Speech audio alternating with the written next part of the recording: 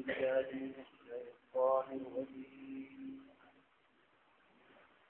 بسم الله الرحمن الرحيم يا أيها الذين آمنوا لا يسخر قوم من قوم عسى أن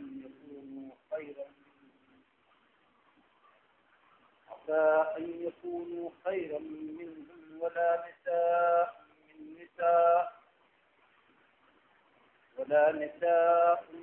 نساء عسى أن يكن خيرا منهن ولا تلمزوا أنفسكم ولا تنابزوا بالألقاب بئس الاسم الفسوق بعد الإيمان ومن لم يتب فأولئك هم الظالمون يا أيها الذين آمنوا اجتنبوا كثيرا من الظن إن بعض الظن إثم ولا تجسسوا ولا يغتب بعضكم بعضا أيحب أحدكم أن يأكل لحم أخيه ميتا فكرهتموه واتقوا الله إن الله تواب رحيم يا أيها الناس إنا خلقناكم من ذكر وأنثى وجعلناكم شعوبا وقبائل لتعارفوا إن أكرمكم عند الله أتقاكم إن الله عليم خبير.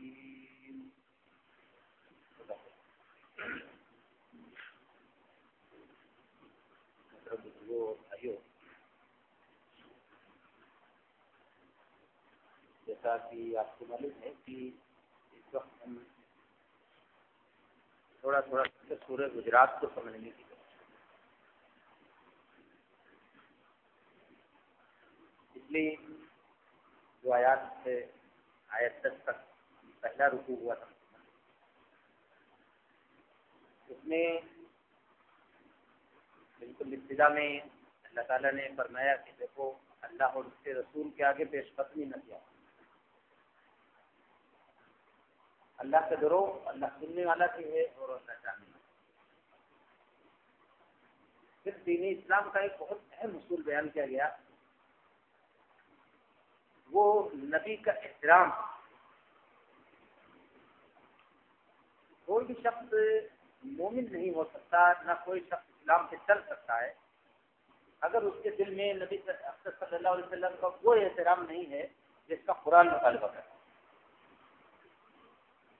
تو بہت ہی رکے ہوئے انداز میں, بہت مضبوط انداز میں اللہ تعالیٰ نے قیامت تک کے لیے کہ رسول کا کیا کہ اے لوگوں جو ایمان لائے ہو, نبی کی آواز پر اپنی آواز کو ملت نہ کرو اور نہ انہیں اس طرح پکارو اس طرح آپس میں باہر میں دوسرے کو پکارتے ہو.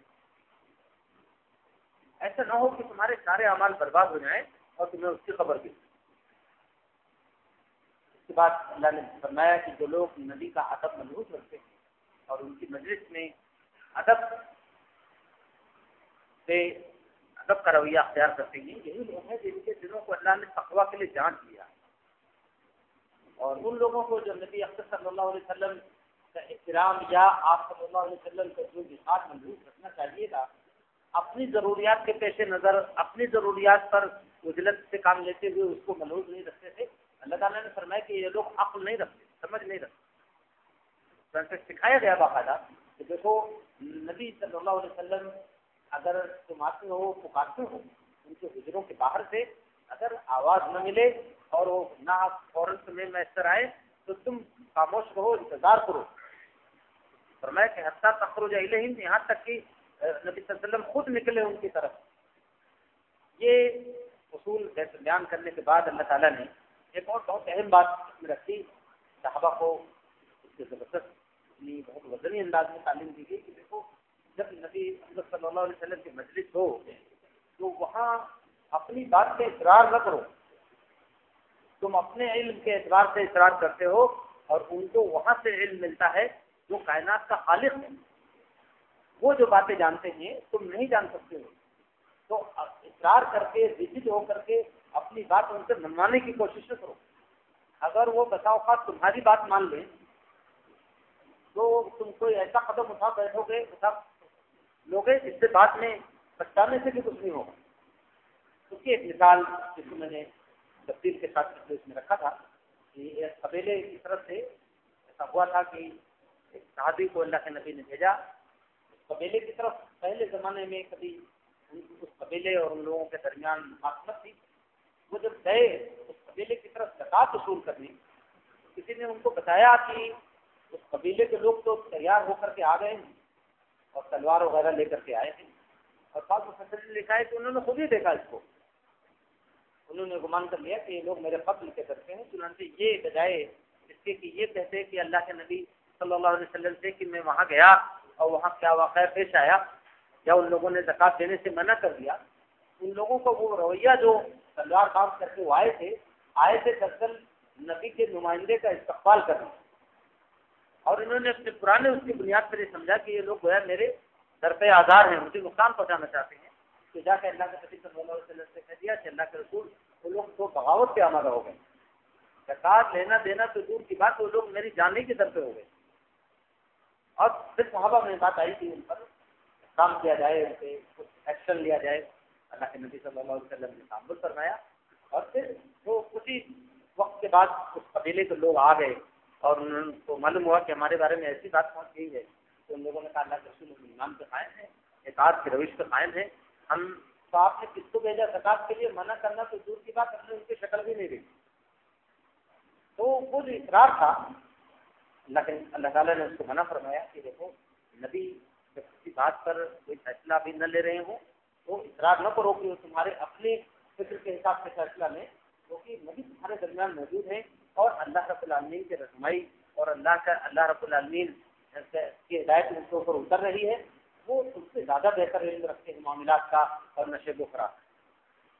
یہ چیز رکھنے کے بعد ایک بہت اہم بات کہی گئی تھی کہ جب اگر کبھی ایسا سانحہ پیش آئے, ایسا حادثہ پیش آ جائے کہ مسلمانوں کے دو گروہ آپس میں لڑ پڑے, تو مسلمانوں کی ذمہ داری یہ ہے کہ ان کے درمیان صلح کرائیں. اور اگر کوئی ایک گروہ سیاسی کے کھلا ہوا ہو, بات بالکل مان کے نہ دے رہا ہو, جو کتاب دین کی بات ہے, ایمان اسلام کی بات ہے, تو پھر سب لوگ مل کر کے ان سے لڑیں, اس سے دباؤ بنائیں کہ وہ حق بات مانیں. اور جب ایسا ہو جائے تو تم ان لوگوں کے درمیان انصاف کے ساتھ اور جو ہے ان کے درمیان صلح کرا دو. اور فرمایا کہ اللہ تعالیٰ انصاف کرنے والوں کو پسند کرتا ہے. اور آخر جو بات مکمل ہوئی تھی پچھلے رکوع میں یہ کہ بلا شبہ مومن آپس میں بھائی بھائی ہیں, اپنے بھائیوں کے درمیان صلح اور خیر کے متمنی رہو, اس کی کوشش کرو. اور فرمایا کہ اگر ایسا کرو گے تو امید ہے کہ اللہ تعالیٰ تم سے رحم کرے. یہ میں نے اس لیے اتنا کر دیا کہ تاکہ وہ تسلسل جو آگے بات آ رہی ہے, آپ دیکھ رہے ہیں کہ پچھلے اس میں اللہ تعالیٰ نے بتایا کہ اگر مومنوں کے دو گروہ آپس میں لڑ پڑے, ظاہر ہے کہ مسلمانوں کا یہ شعار نہیں ہے کہ آپس میں لڑے, لیکن کبھی اگر تجنبی انداز میں یا کبھی ایسے حادثاتی انداز میں واقعہ پیشی آ جائے تو کیا کرنا ہے. اللہ تعالیٰ نے جو ٹکڑا میں نے اس وقت پڑھا ہے وہ اس پورے رکوع کے بیچ میں ہے. اس ٹکڑے میں اللہ تعالیٰ نے یہ بتایا ہے کہ مسلمانوں کے معاشرے میں آپس میں دوریاں کیسے پیدا ہوتی, مسلم معاشرے کے اندر آپس میں دل کیسے ٹوٹتے. مسلم معاشرہ جو ایمان کی بنیاد پر ایک جسم کی حیثیت رکھتا ہے, ایک دیوار کی اینٹوں کی حیثیت رکھتا ہے, وہ معاشرہ کیسے آپس میں اس کے اندر اختلاف پھیل جاتا ہے, کیسے دوریاں پیدا ہوتی ہیں, کیسے دل ٹوٹ جاتے ہیں ایک دوسرے سے. تو وہ باتیں تو بظاہر بہت چھوٹی چھوٹی ہیں جس پر عام طور پر معاشرے میں زیادہ توجہ نہیں دی جاتی ہے. اور جب مدینے کے اندر یہ آیات اتری ہیں اس وقت تو اللہ کے نبی صلی اللہ علیہ وسلم کے اصحاب کے علاوہ پورا معاشرہ ہی اتنا خراب تھا کہ ان کے یہاں یہ سب چیزیں کوئی بڑی برائی تصور ہی نہیں کی جاتی تھی. تو ان چھوٹی چھوٹی چیزوں کو بظاہر جن کو یہ سمجھا جاتا ہے کہ ان کی کوئی خاص حیثیت نہیں ہے, اللہ تعالیٰ نے ان چیزوں کا ذکر فرمایا اور کہا کہ دیکھو تمہارے معاشرے میں جب دوریاں پیدا ہوں گی, بدگمانی پیدا ہوگی, ایک دوسرے سے دل ٹوٹ جائیں گے, تو پھر یہ عمارت جو اللہ کے نبی صلی اللہ علیہ وسلم نے جس کو فرمایا کہ میری امت ایک جسد کی طرح ہے, ایک عمارت کی اینٹوں کی طرح ہے, جو اینٹیں آپس میں ایک دوسرے کو اوپر نیچے ہو کے ایک دوسرے کے آگے پیچھے لگ کر کے ایک مضبوط دیوار بناتی ہے تو یہ دیوار مکمل ہو جائے گی، اس کے اندر اینٹوں میں وہ ٹکاؤ نہیں رہ جائے گا، مطلب یہ کہ امت میں انتشار پھیل جائے گا۔ تو ان بیماریوں کی طرف اللہ تعالیٰ نے توجہ دلائی ان آیات میں کہ دیکھو یہ چیزیں تمہارے اندر نہیں ہونی چاہیے۔ جو معاشرہ انما المؤمنون اخوہ، جو معاشرہ ایمان کی وجہ سے بھائی بھائی ہے۔ میں نے آپ کو اشارہ تھوڑا سا کیا تھا محمد علی جلے کے بارے میں کہ آپ نے 40-45 سال پہلے جب وہ ایمان لائے تھے تو انہوں نے کہا کہ میں ایمان لایا تب مجھے معلوم ہوا کہ میرا خاندان کتنا بڑا ہے، میرے خاندان میں افریقہ بھی ہے، ایشیا بھی ہے، یورپ بھی ہے، جو ہے امریکہ بھی ہے، سب میرے خاندان کے دائرے میں ہے، سب میرا خاندان۔ تو میں گیا کہ ایمان کی بنیاد پر جو گھرانہ اور جو گھر اور جو خاندان بنتا ہے وہ ایمان کی بنیاد پہ جو بنتا ہے وہی تو سب سے مضبوط رشتہ ہے۔ اور اس کی بار بار آپ احادیث میں پڑھیں گے اللہ کے نبی کی سیرت اور صحابہ کی سیرت میں کہ اصل رشتہ تو ایمان ہی کا تھا۔ ایمان کی وجہ سے باپ کافر ہے، بیٹا ایمان لے آیا، باپ ایمان لے آیا ہے، بیٹا بھی کافر۔ تو جو اصل حیثیت اس کا وزن بنا معاشرے کے اندر 1500 سال سے یہ امت تجربہ کر رہی ہے نبی اکرم صلی اللہ علیہ وسلم کی تربیت کے سفر میں کہ ایمان ہی کی اہمیت بنتی۔ ایک شخص ہے وہ غیر مسلم تھا، ابھی ایمان لے آیا، مسلمانوں کے اچھے سے اچھے گھر میں اس کی شادی ہو سکتی، اور ابھی تک وہ کچھ نہیں تھا، اب اس کی وجہ سے ایک نئے نئے رشتے بنیں گے، نئے نئے رشتے جنم لیں گے، یہ ہے ایمان کا رشتہ۔ اور حضرت مصعب بن عمیر رضی اللہ عنہ کی وہ بات بدر کی لڑائی میں جب ان کے بھائی کو مسلمانوں نے پکڑ لیا، ان کے ایک بھائی کفار کی طرف سے لڑنے آئے تھے، مسلمانوں نے ان کو پکڑ لیا، ایک صحابی ان کو باندھ رہے تھے رستے سے، انہوں نے دیکھا تو کہا کہ اس کو بہت مضبوطی سے باندھنا، اس کی ماں بہت مالدار ہے۔ ان کے بھائی نے سنا تو ان کو بڑا رنج ہوا کہ کوئی اور کہتا تو کوئی بات نہیں تھی، یہ تو میرے بھائی۔ انہوں نے کہا کہ بھائی اگر کوئی اور یہ بات کہتا تو مجھے اتنا دکھ نہ ہوگا، آپ کہہ رہے ہیں کہ میں آپ کا بھائی ہوں۔ تو حضرت مصعب بن عمیر رضی اللہ عنہ نے کہا کہ میرے بھائی تم نہیں ہو، میرا بھائی تو وہ ہے جو تم کو بات رہا ہے، بھائی ہو۔ یہ ہے ایمان کا رشتہ، اس لیے اتنا بڑا اعلان ہے قرآن کا، انما المؤمنون اخوہ، مومن آپس میں بھائی بھائی۔ یہ بھائی بھائی ہونے کا رشتہ جو خون کے رشتوں میں بھی بھاری ہو جاتا ہے۔ حضرت ابوبکر رضی اللہ عنہ کے بیٹے حضرت عثمان بدر کی لڑائی میں آ گئے تھے، کافروں کی طرف سے آ گئے تھے، ایمان نہیں لائے تھے اس وقت، بعد ایمان لے آئے۔ کہتے ہیں لڑائی کے بعد حضرت ابوبکر سے کہا کہ آپ جنگ میں میری زد میں آ گئے تھے، میں چاہتا تو آپ کو ختم کر دوں، لیکن آپ میرے باپ تھے اس لیے میں نے آپ سے ہاتھ دیا۔ حضرت ابوبکر رضی اللہ عنہ نے کہا خدا کی قسم عبد الرحمان اگر اس وقت تم میری تلوار سے زد میں آئے ہوتے تو میں تمہیں نہ چھوڑ رہا۔ یہ ہے ایمان، ایمان کا رشتہ ہی اصل اس وقت بھی اشارت میں بات ہوتی ہے، پوری دنیا میں مسلمانوں کے درمیان ایمان کے رشتے کی جو مضبوطی ہے اسی سے کافرانہ طاقتیں گھبرا رہے ہیں۔ یہ سمجھتے ہیں کہ یہ ایمان کا رشتہ ان کو افغانی اور ایرانی اور تورانی کہیں سے بھی رہنے والے ہوں ان کو ایک جسم بنا دیتا ہے، اسی لیے کوشش کا فائدہ ہو رہی ہے مسلمانوں کو علاقائیت کے نام پر، زبانوں کے نام پر، قوموں کے نام پر مسلمانوں کو منتشر کرنے کے باقاعدہ پیسے خرچ کیے جا رہے ہیں، کروڑ ڈالر اس قوم کی طرف سے اور اس قوم کے تحفظ اس کی باتیں دے کر کے اس امت کو توڑنے کی کوشش کی جا رہی ہے جس امت کے مزاج طبیعت میں سرحد کی کوئی حیثیت ہے، نہ رنگ و نسل اور زبان کی کوئی حیثیت۔ یہ امت تو بس ایک کلمے کی بنیاد پر امت بن کر کے اٹھتی ہے۔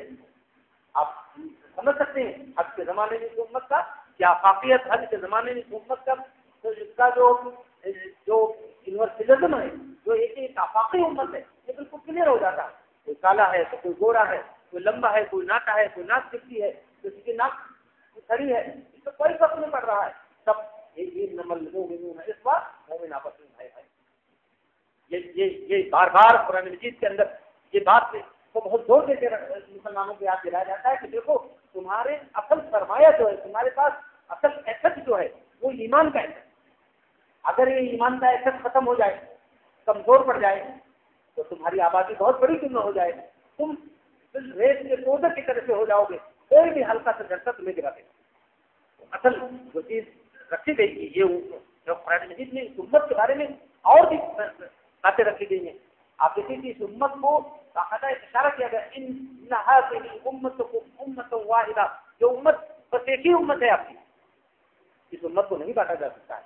تو گویا ایمان کی بنیاد پر یہ امت آپس میں بھائی بھائی کے رشتے رکھتی ہے، بھائی بھائی کا تعلق رکھتی ہے، اور وہ باتیں جو بھائیوں کے ان تعلقات کو متاثر کرتی ہیں، وہ خرابیاں، وہ بیماریاں جو بھائی بھائی کے تعلقات کو مجروح کر دیتی ہیں، کمزور کر دیتی ہیں، اللہ تعالیٰ نے ان بیماریوں کی طرف اشارہ کرا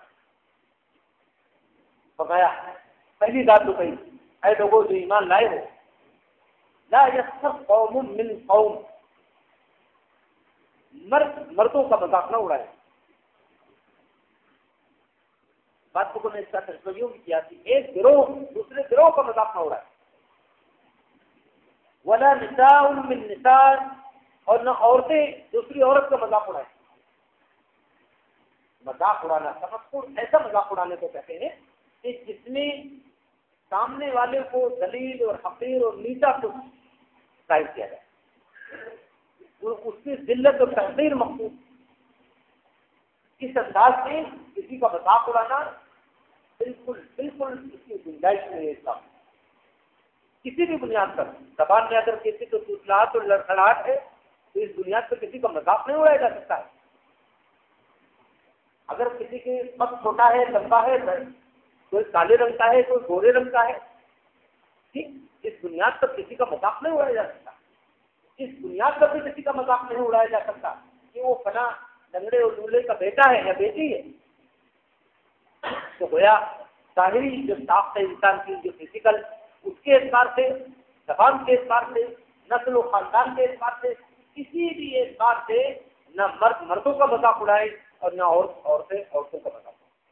اور اللہ تعالیٰ نے جو بات رکھی ہے، فرمایا کہ عسیٰ ان یکونوا خیرا منہم، ہو سکتا ہے تم جن کا مذاق اڑا رہے ہو وہ تم سے اچھے ہو،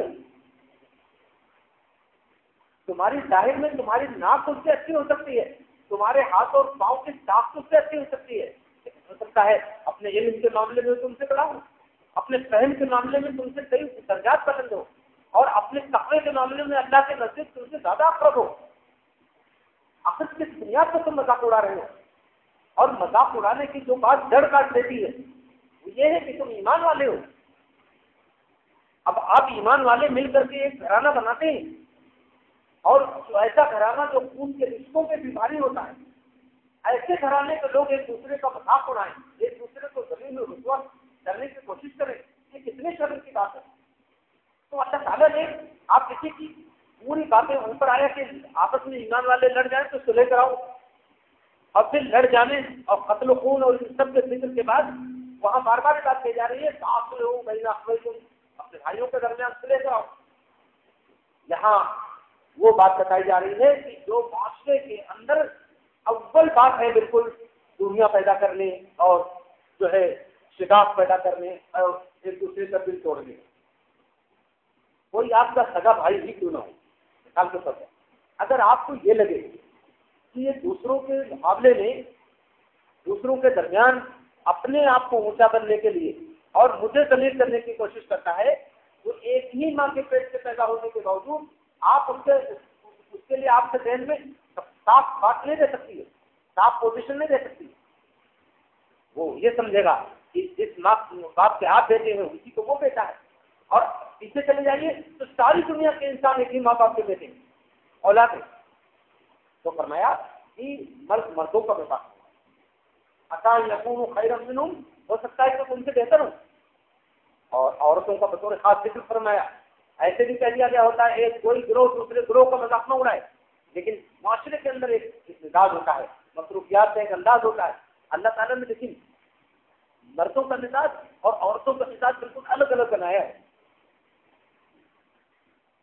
اللہ رب العالمین نے فرمایا عورتیں بھی عورتوں کا مذاق نہ اڑائیں۔ عورتیں اکثر باتیں کی جاتی ہے قد و قامت کے اعتبار سے، ناک نقشے کے اعتبار سے، خاندانی پس منظر کے اعتبار سے، رنگ و روپ کے اعتبار سے بہت زیادہ بحث مردوں کے مقابلے میں عورتوں میں زیادہ ہوتی ہے۔ فرمایا کسی بھی پہلو سے کوئی بھی عورت دوسری عورت کا مذاق نہ اڑائے۔ ہو سکتا ہے کہ جن کا مذاق اڑا رہے ہو وہ تم سے بہتر ہو۔ یہ بات پہلے بھی سمجھ لینی چاہیے کہ یہ ایمان والوں کو کہا جا رہا ہے، ایمان والوں کے درمیان کی بات ہو رہی ہے. قرآن مجید کے خطاب کا انداز بالکل الگ الگ بھی رہتا ہے. کبھی کبھی قرآن ابھی آگے ایک آیت آئے گی اس میں پوری انسانیت کو خطاب کیا ہے اللہ تعالیٰ نے، یا ایھا الناس کہا، اے انسانوں کہا. اور ادھر یہ شروع کی اس کے پہلے کی دو آیتوں میں یا ایھا الذین آمنوا، یا ایھا الذین آمنوا، اے لوگوں جو ایمان لائے ہو، اے ایمان والو، اس طرح سے مخاطب کیا.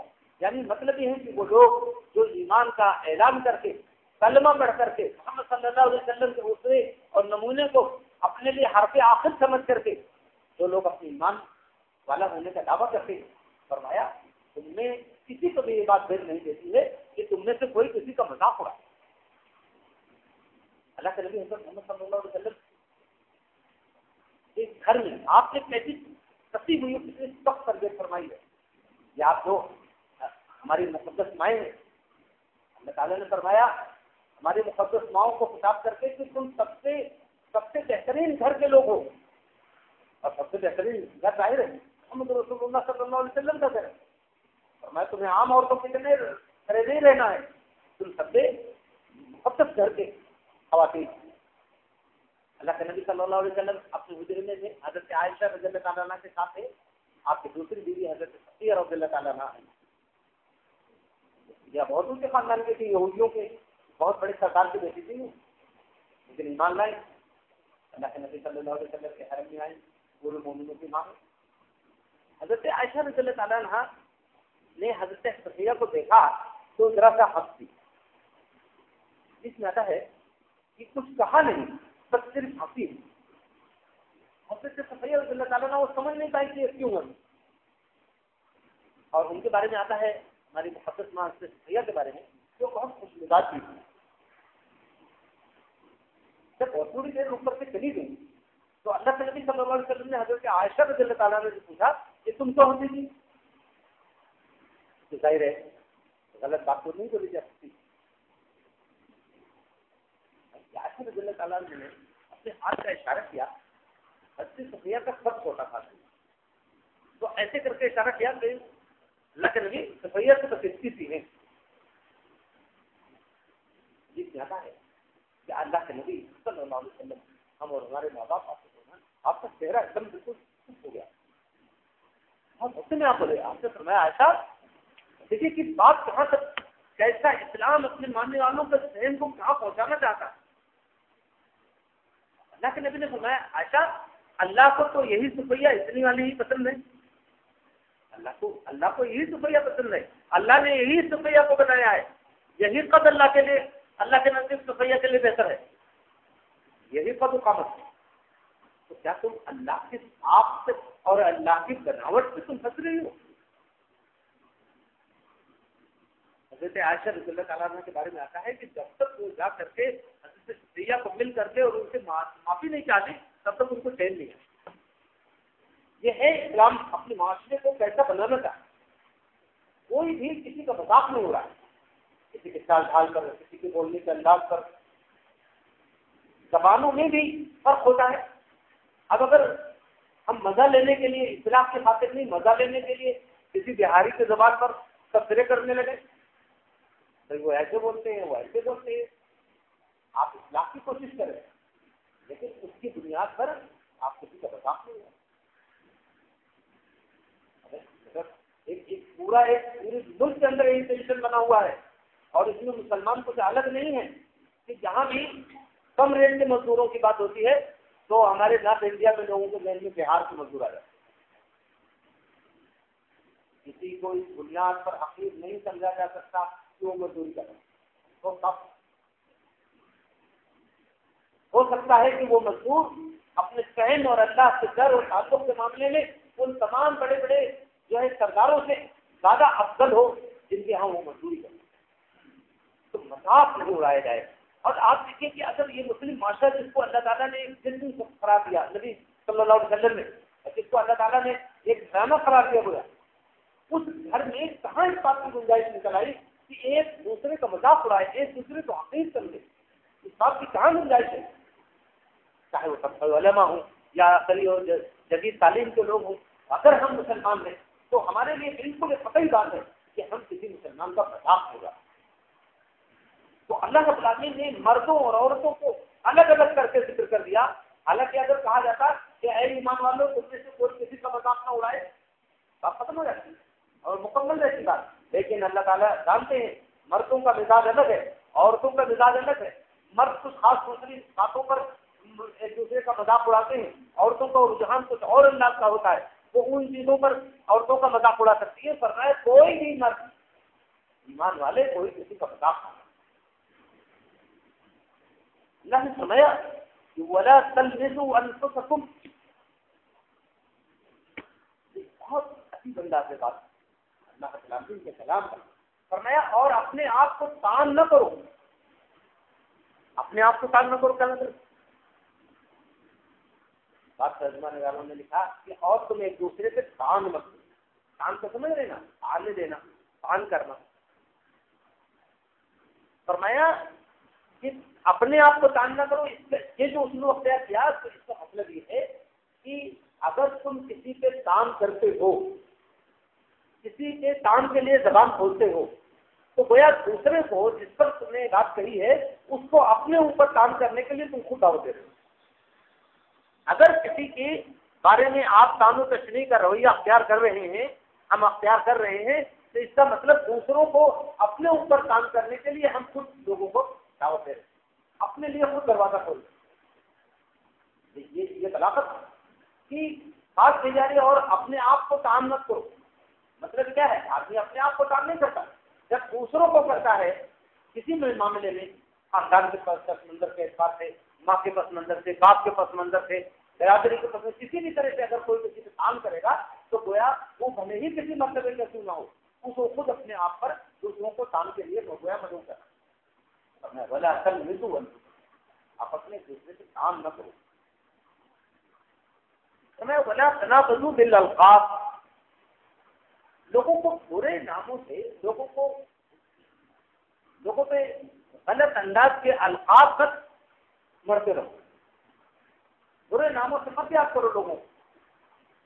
یہ سب چیزیں چاہے مذاق اڑانا ہو, چاہے تان کرنا ہو, چاہے برے ناموں سے یاد کرنا ہو, آپ جیسے کہیں نہ کہیں ان تینوں باتوں کے اندر یہ بات شامل ہے کہ میں افضل ہوں وہ حقیر, میں بڑا ہوں وہ چھوٹا, میں زیادہ بہتر ہوں وہ مجھ سے بہتر. تو فرمایا کہ دیکھو یہ چیزیں اس معاشرے میں, اور بالکل ایک بات سمجھ میں آ رہی ہے, اگر یہ معاشرے میں اتنا چھوٹا معاشرہ جو ہمارا یہاں بیٹھا ہے, اگر ہم میں سے کسی کو معلوم ہو کہ فلاں صاحب میرے بارے میں حقارت کا مزاج رکھتے ہیں, مجھے حقیر سمجھتے ہیں, تو آپ کتنے ہی افضل آدمی کیوں نہ ہوں, کتنے ہی ذی علم آدمی کیوں نہ ہوں, اس آدمی کا دل آپ کی طرف سے صاف نہیں رہے گا. اگر وہ اس سے معلوم ہو جائے حقیقی طور پر کہ واقعی آپ اس کو حقیر کو رکھتے ہیں, اس کا مذاق اڑاتے ہیں, اس کے بارے میں برے برے نام ایجاد کرتے ہیں, تو وہ آپ کا دل, آپ کی طرف سے اس کا دل صاف ہی ہوتا ہے. اور پھر گویا ہے کہ وہ معاشرہ وجود میں نہیں آ سکتا. سب سے اہم بات یہ ہے, اگر ایسا ہو تو معاشرہ کیسے وجود میں آئے گا؟ تو محمد رسول اللہ صلی اللہ علیہ وسلم نے جسے وجود بخشا, جو معاشرہ مرتب فرما کے آپ گئے, کیا وہ معاشرہ بگڑ نہیں جائے گا؟ اللہ کے نبی صلی اللہ علیہ وسلم نے فرمایا سب سے بڑا ظلم کسی پر یہ ہے کہ اس کی بے عزتی کی جائے, یہ سب سے بڑا ظلم ہے. تو اللہ تعالیٰ نے گویا اسلامی معاشرہ جو رسول اللہ صلی اللہ علیہ وسلم کو, جیسا میں نے ابتدا میں بالکل بات آپ کے سامنے رکھی تھی کہ میری ہجرت کے 5 سال بعد تقریباً سورہ نازل ہوئی, گویا اب محمد رسول اللہ صلی اللہ علیہ وسلم کو اور آپ کے اصحاب کو پورا موقع میسر تھا کہ جو اللہ تعالیٰ کا نازل کردہ جو قانون ہے, جو معاشرت کا جو طرز ہے, وہ پورا سماج سے نافذ کر کے دنیا کے سامنے رکھ دیا جائے کہ ہاں ایمان والوں کا معاشرہ کیسا ہوتا ہے. تو جب یہ موقع ملا تو اللہ تعالیٰ نے بہت تفصیل کے ساتھ پوری بات رکھی کہ دیکھو ایمان والوں کا معاشرہ ایسا ہو, ایمان والوں کے معاشرے میں اس طرح کی بات ہوتی ہے. یعنی آپ اندازہ کریں کہ حضرت بلال رضی اللہ عنہ, سب کو معلوم ہے حبشہ کے رہنے والے تھے, بہت ہی رنگ تھا, لیکن تھا, کالا رنگ تھا. آج بھی حبشہ وغیرہ کے لوگ آتے ہیں, ہمارے اپنے شہر میں کبھی کبھی آتے ہیں پڑھنے وغیرہ میں, آپ دیکھیں ان کو ان کا نہیں. لیکن حضرت بلال رضی اللہ عنہ کے بارے میں آتا ہے کہ ایک بار حضرت عمر رضی اللہ عنہ یہاں بڑے بڑے عرب کے سردار بیٹھے ہوئے تھے, حاتم نے آ کے اطلاع دی کہ امیر المومنین بلال آئے ہیں، تو حضرت عمر اتنے بڑے مطلب مملکت کے خلیفہ تھے کہ یورپ اور جو ہے ایشیا اور افریقہ، یعنی جب حضرت عمر رضی اللہ عنہ کا انتقال ہوا ہے اس دن آرمینیا میں جنگ چل رہی تھی جو یورپ کا اتنی بڑی ریاست کا سربراہ بتانے والے نے کہ امیر المومنین بلال آئے ہیں، تو باہر لوگ بیٹھے ہوئے ہیں ترتیب کے ساتھ، ان کے بعد یہ، ان کے بعد یہ، ان کے بعد یہ، ان لوگوں کو ملنا امیر المومنین ملنے کے لیے آئے ہیں۔ حضرت عمر رضی اللہ عنہ نکلتے ہیں دفتر سے، اپنے آفس سے نکل کر کے اب سیدھے جا کر حضرت بلال کو سلام کرتے ہیں، اہلاً و سہلاً یا سیدنا بلال ہے، ہمارے سردار بلال خیر مقدم میں، اور پھر پکڑے پکڑے ہاتھ لے آتے ہیں اور اندر لے کے جاتے ہیں۔ اندر بھی کچھ بات پوچھ رہے ہیں، جو بھی خیریت پوچھ رہے ہوں، کچھ خیر مقدم کر رہے ہوں، باہر کچھ آواز آ گئی، باہر جو لوگ بات کر رہے تھے وہ لوگ آپس میں کہنے لگے کہ دیکھو عرب کے بڑے بڑے شیوخ تو یہاں بیٹھے ہیں اور ان کو ابھی کامیابی کی اجازت نہیں مل پائی، اور بلال آئے تو امیر المومنین نے خود باہر آتا ان کو بلا دیا۔ یہ بات حضرت عمر نے سن لی، باہر آئے لوگوں کو مخاطب کر کے کہا کہ دیکھو بلال کے ہمسری کرنے کی کوشش مت کرنا، تم بلال کو مرتبہ نہیں پہنچ سکتے۔ میں نے اللہ کے نبی کو فرماتے سنا کہ جنت میں سب سے پہلے میں داخل ہوں گا اور میری سواری کے لگام پکڑے پکڑے بلال تھا۔ تو یہ ہے کرام، اللہ نے صاف کیا کہ دیکھو اس پہلو سے کسی کا کوئی غلام ہے، کسی کا رنگ کالا ہے اور کوئی صلاح پچھلے ہوئے علاقے ہو اس کا ہے، اس بنیاد پر کسی کے بڑے اور چھوٹے ہونے کا کوئی اختلاف نہیں، اس سے کوئی تعلق نہیں ہے۔ یہ اسلام جب آیا ہے، یہ اسلام جو دنیا کو معلوم ہوا، جو رسول اللہ صلی اللہ علیہ وسلم نے یہ قرآن کی آیات کی روشنی میں جو معاشرہ تعمیر کیا، تو آپ پڑھ سکتے ہیں بہت بڑے بڑے لوگوں کو دنیا کے۔ ابھی میں گھر سے نکلتے ہوئے میں نے اپنی بچی کو ایک کتاب دے کے آیا کہ والد صاحب بیمار ہے، ان کو سنائے گا، ایک انگریز کی کتاب لکھی ہے، تفصیل سے دیکھنے کا موقع ملا کتاب کو، اچھی خاصی بہترین کتاب ہے، اس کا نام ہے The 100۔ 100 دنیا کے عظیم تاریخ کے عظیم 100 شخصیتوں کا نام ہے اس کے اندر، اور ان کے بارے میں تفصیل سے لکھا ہے لکھنے والے مائیکل ہارٹ، اس کا نام ہے مصنف کا۔ اس نے سب سے پہلا نام جو لکھا ہے وہ حضرت محمد مصطفیٰ صلی اللہ علیہ وسلم سب سے پہلے نام لکھا ہے، حالانکہ وہ عیسائی۔ میں اس لیے بات کر رہا ہوں کہ محمد رسول اللہ صلی اللہ علیہ وسلم نے جو اتنا بڑا انقلاب، اتنی بڑی تبدیلی ایک معاشرے کے اندر آپ نے لا کے دکھائی، وہ اللہ کے اسی اصول، اسی ضابطے کے تحت وہ معاشرہ آپ بنا کر کے گئے، جو قرآن نے آپ کو جو نقشہ دیا تھا اللہ تعالیٰ نے جیسا معاشرہ بنانے کا، یہ معاشرہ جب بنتا ہے تو یہ جو بیماریاں ہیں اس معاشرے کے اندر ان بیماریوں کا اتا پتہ نہیں رہتا، یہ بیماریاں پیدا ہوتی ہیں تو فوراً اللہ کے نبی صلی اللہ علیہ وسلم کی تربیت آگے گزری اور پھر ختم ہو جاتی ہے۔ تو ایسے معاشرے کے اندر، اسلامی معاشرے کے اندر اس بات کی کوئی گنجائش ہی نہیں ہے کہ کوئی مرد یا کوئی عورت ایک دوسرے کا مذاق۔ یہاں بات یہ ہے کہ مرد مردوں کا مذاق نہ اڑائے اور عورتیں عورتوں کا مذاق نہ اڑائیں، تو کیا کہیں ایسا بھی آ سکتا ہے انسان کے اندر میں کہ کیا مرد عورتوں کا مذاق اڑا سکتے ہیں یا عورتیں مردوں کا مذاق اڑا سکتی ہیں؟ بات تو کہی جا رہی ہے مرد مردوں کا مذاق نہ اڑائے، لا یا قوم مرد مردوں کا مذاق نہیں اڑائے، ولا نساء من نساء عورتیں عورتوں کا مذاق نہ اڑائیں۔ یہ کیا ہے؟ دیکھیے یہ میں بہت زیادہ مثال سے سن رہا ہوں، ہمیں اپنے دین کے مزاج کو سمجھنا چاہیے۔ اسلام کے اندر جو کوئی سوسائٹی ہے جس میں عورت اور مردوں کا اختلاف ہوتا رہے، اس کی کوئی گنجائش نہیں۔ اسلام اپنا سسٹم رکھتا ہے، عورتوں کا الگ معاشرہ ہوگا، عورتوں کے الگ، یعنی پوری دنیا کے انجانے سب مرد اور سب عورتیں ایک دوسرے سے خلا ملا رکھیں، اسلام کے نظام میں اس کا کہیں وجود ہی نہیں، چاہے وہ سرزش کے ذریعے ہو، تعلیم کے ذریعے ہو۔ اس وقت پوری دنیا کا دباؤ ہے باقاعدہ مسلمانوں پر کہ جس طرح سے انہوں نے بے لگامی اور آوارگی اختیار کر لی ہے، اسی طرح مسلمان بھی کریں۔ ان کو اس بات کی اصرار ہے۔ ہمارے اپنے شہر کے اندر ایک بہت کامیاب وکیل ہیں، وہ کئی اداروں کے ذمہ دار بھی ہیں، ان کا باقاعدہ اصرار ہے کہ کوئی ایجوکیشن نہیں ہونا چاہیے۔ ان کا خیال ہے، میں نے ایک بار ذکر کیا کہ آپ کا خیال زیادہ اہمیت رکھتا ہے یا قرآن کی آیت زیادہ اہمیت رکھتی ہے؟ آپ کا خیال ہو سکتا ہے، اسلام کسی کے خیال کا پابند نہیں ہے، اسلام نبی اکرم صلی اللہ علیہ وسلم جو نظام برپا کیا کر کے گئے اس پر وابستہ، اسلام وہ نظام سے تھا۔ ابھی ایک مسلم ملک پہ دباؤ ڈال کر کے بہت سارے لوگوں نے غیرت دلا کر کے اس مسلم ملک میں ایک ایسی یونیورسٹی قائم کرنے کا وہ کروا دیا ہے جو بہت اہم ملک مسلمانوں کا، لیکن وہاں باقاعدہ مخلوط تعلیم کا کرنے، یعنی وہ ایجوکیشن کا جو کلچر ہے اس کو وہاں لانے کی کوشش کی جاتی ہے۔ تو یہ ہے وہ بات جو ہمیں سمجھنا ہے۔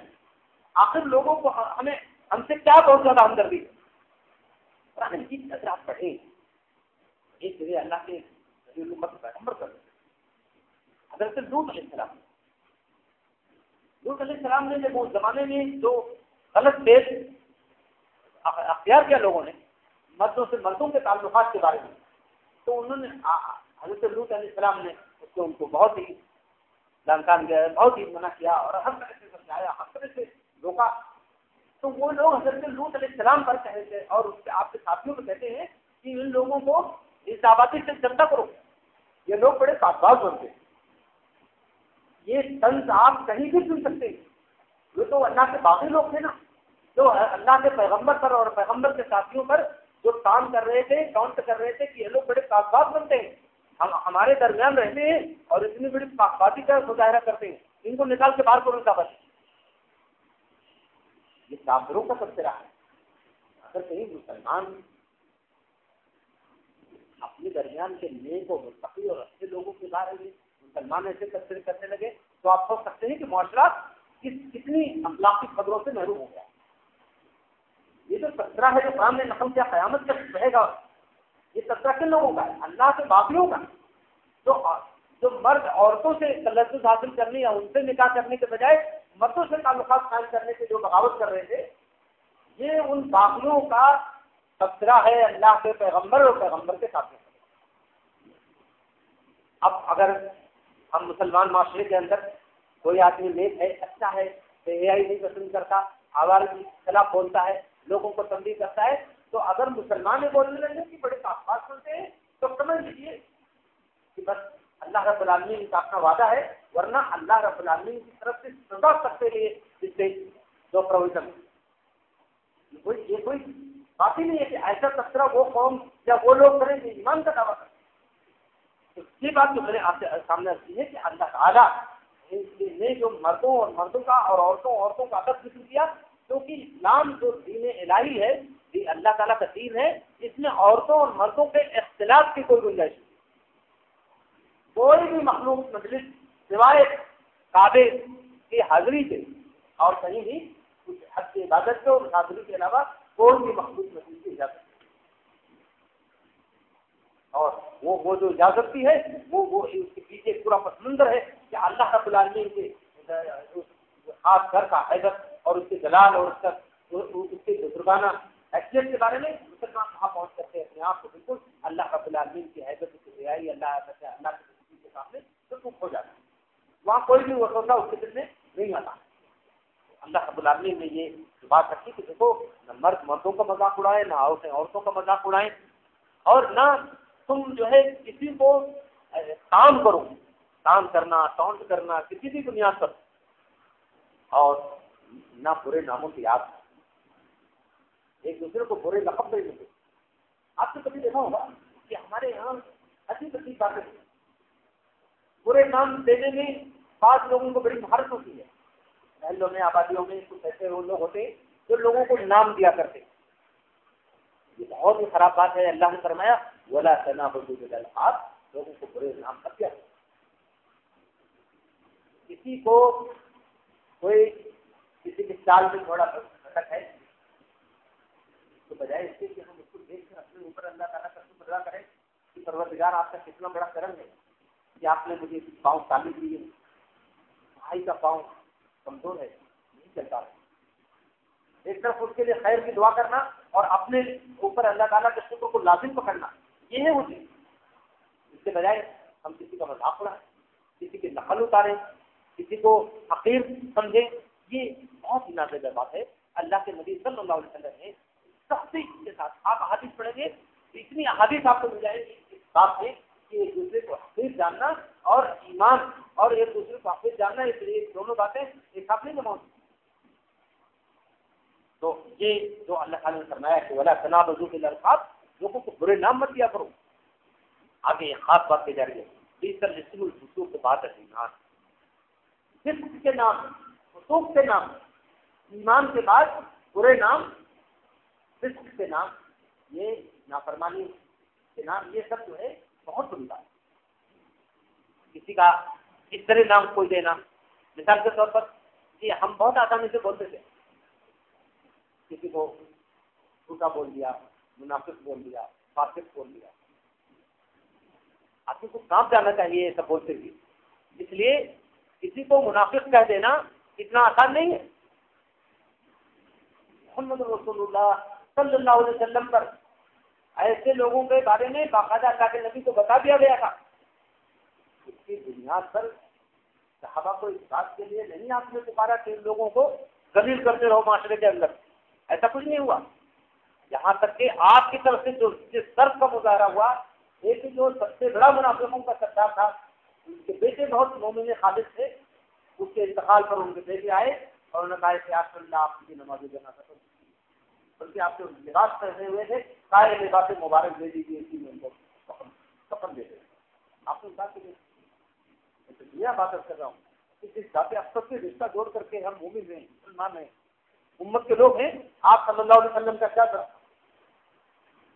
یہاں اللہ نے فرمایا کہ وَمَن لَّمْ يَتُبْ فَأُولَٰئِكَ هُمُ الظَّالِمُونَ. یہ باتیں کہنے کے بعد نہ تو مرد مردوں کا مذاق اڑائیں، نہ عورتیں عورتوں کا مذاق اڑائیں، نہ آپس میں تم ایک دوسرے سے کام کرو، اور نہ ایک دوسرے کو برے نام دو. اور ایمان کے بعد فاسقانہ نام پیدا کرنا ایمان کے بعد یہ بہت بری بات ہے. اور جو لوگ اس حکم کو جاننے کے باوجود، اس تاکید کو سننے کے باوجود، جو لوگ توبہ نہ کرنے، پلٹ نہ آئے اپنی بات، جو اگر یہ عادت کبھی یہ خراب عادت تھی تو اس سے توبہ کر کے پلٹ نہ آئے، تو سمجھ لو یہی لوگ جو لوگ توبہ کر کے پلٹ نہ آئے تو سمجھ لو کہ یہی لوگ ظالم ہیں. یہ ظلم ہے، ایک دوسرے کو حقیقی جاننا، یہ ظلم ہے. اس کو کون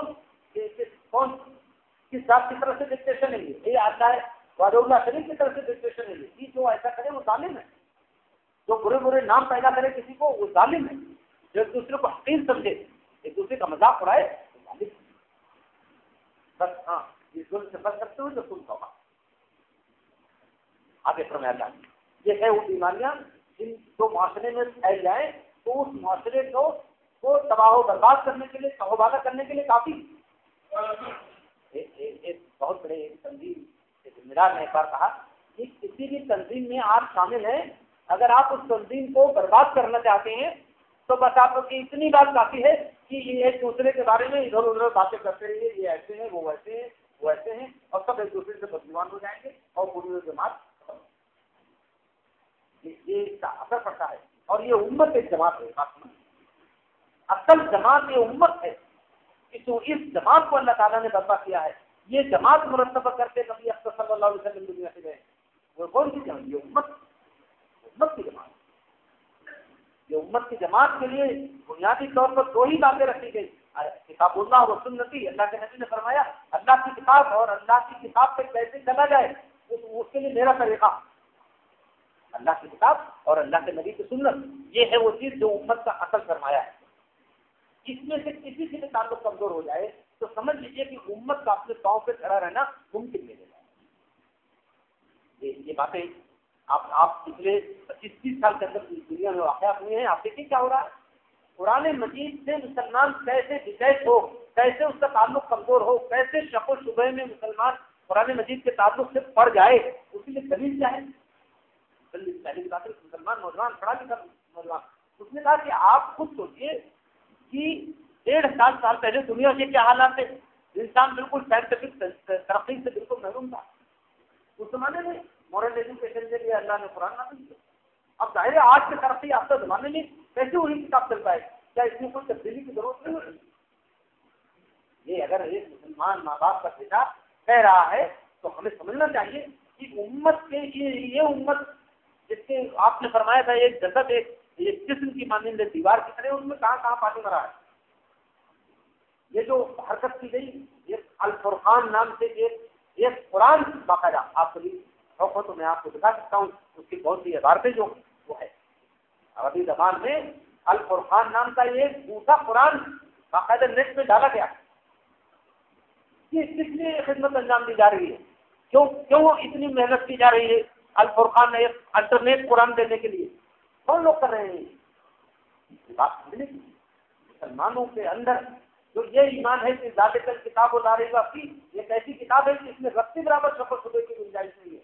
یہی ایمان ان کو کھل رہا، یہی یقین ان کو خطرہ محسوس ہو رہا. محمد رسول اللہ صلی اللہ علیہ وسلم پر، آپ کی ذات اقدس پر، آپ کے اخلاق عالیہ پر، آپ کے اصول حسنہ پر جو ایمان والوں کو مضبوط یقین ہے، اس یقین کو کمزور کرنا چاہتے ہیں. تو جانتے ہیں کہ یہ یقین جب تک باقی رہے گا تب تک ہم مسلمانوں کو شکار نہیں کر پائیں گے. یہ مسلمان ریسسٹ کرے گا، یہ مسلمان مقابلہ کرے گا. اس لیے ان دونوں چیزوں کی ویلو، ان کی اہمیت، ان کا مقام اگر مسلمانوں کی نگاہ میں کمزور ہو جائے تو بس ان کا کام ہو گیا. اسی لیے کوشش کی جا رہی ہے. اللہ کے نبی کا خاکہ بنایا گیا.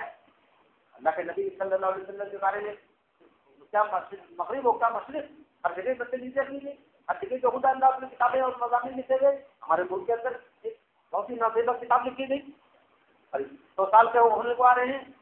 تنزیل رسول نوز اللہ زندہ اس نام سے کتاب لکھی گئی. ہمارے علماء نے جواب لکھا، وہ الگ بات ہے. لیکن میں آپ سے بات کر رہا ہوں کہ یہ اتنی بڑی اتنی زیادہ خدمتیں کیوں کر رہے ہیں لوگ؟ کیوں نہیں اپنے لوگوں کو معاشی بحران سے نکالتے؟ کیوں نہیں اپنے فیس مانگنے والوں کو جو ہے ان پہ توجہ کرتے؟ کیا پڑی ہے ان کو کہ اربوں روپے کی کتابیں پوری دنیا میں پھیلائیں؟ کیا ہے یہ دراصل وہ انعام ہے، وہ حکم ہے جو محمد رسول اللہ صلی اللہ علیہ وسلم کے آنے اور آپ کی تعلیمات اور آپ کے دین سے ان کو. تو یہ بات اس لیے بتائی جا رہی ہے، سکھائی جا رہی ہے قرآن مجید کے ذریعے کہ مسلمانوں ساری دنیا کے شرارت پسند عناصر یہ اس امت کو تہوبالہ کرنے پہ لگے رہیں گے، جس طرح نبی صلی اللہ علیہ وسلم کے زمانے میں لگے تھے یہود النصارہ اور مشرکین مل کر، ایسے ہی لگے رہیں گے. تو دیکھو تم اپنی جمعیت کو منتشر ہو، اپنے تمہارے قلوب ایک دوسرے سے ٹوٹے ہوئے ہوں، پھٹے ہوئے ہوں، لوگ تمہارے درمیان دنیا پیدا کرنے اور شگاف ڈالنے کی کوشش کریں، تم ایسے مضبوط اخلاق اور یقین کا مظاہرہ کرو کہ مایوس ہو جائیں. یہ اللہ رب العالمین نے فرمایا کہ اس ایسی حرکتیں ایسی باتیں ہیں تو ہمیں اس سے توبہ کرنی چاہیے. فرمایا آگے یا ایھا الذین آمنوا اجتنبوا کثیرا من الظن، ایمان والو زیادہ گمان کرنے سے بچو، اجتناب کرو. ان بعض الظن اثم، بعض گمان گناہ ہوتے ہیں. گمان کرنا مطلب بلا صاحب ایسے ہیں، ایسے ہوں گے. کوئی آدمی مجلس پروگرام ہو رہا ہے، حساب سے کرے، کوئی بھائی اٹھ کے چلے گئے. اب یہ سوچنا نہیں وہ ہماری بات نہیں سننا چاہتے ہیں، یہ کیا ہے؟ یہ گناہ ہے. اس طرح کا گمان یہ مسلم معاشرے کو توڑ دے گا. جب بھی ایسا کوئی گمان ہو اللہ تعالیٰ سے فوراً پناہ مانگے. کسی کے بارے میں کوئی بھی بات، کوئی بھی اس طرح کا گمان، یہ بالکل اس کی اجازت نہیں ہے. البتہ یہاں تھوڑا سا انداز بدلا ہوا ہے. فرمایا کہ اجتنبوا کثیرا من الظن، زیادہ گمان نہ کرو، زیادہ گمان سے پرہیز. کہیں کہیں کچھ جائز گمان کی گنجائش ہے، اکثر گمان گناہ ہو. کہیں ہے تو کوئی ذات، مثال کے طور پر آپ کسی شخص کے بارے میں کیوں اچھے گمان کریں؟ اچھے بھی گمان ہوتے ہیں، برے گمان ہوتے ہیں.